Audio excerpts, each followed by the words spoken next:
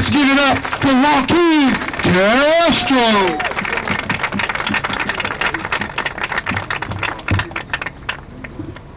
Good morning. It's great to be here on the east side always, although not on this occasion, for such a tragedy that happened in Florida. You know, as I've watched the news coverage over the last week or week and a half or so, I'm struck by so many of the conversations about race in America and what this incident has meant and how many challenges we still face as Americans in confronting the issue of race and class. This incident seems to me one where a man in Florida let his stereotypes and his biases govern his actions. And that's a sad state of America in 2012. Because so many leaders, whether it was Malcolm X or Martin Luther King Jr.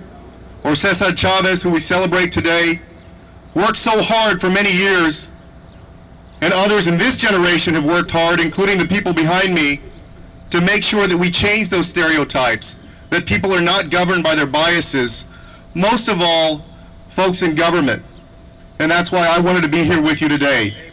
Because it's important that people in government, that people who represent the state, that law enforcement don't act upon their deepest stereotypes and their biases, that changes.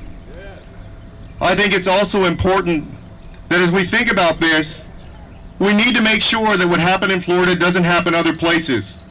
And that means that we need to make sure that there aren't laws on the books that allow somebody to shoot first and ask questions later, which we've seen happen in so many other places. And inevitably, these stories, once they do occur, come out on CNN and MSNBC and Fox for days and days, but there never seems to be a resolution.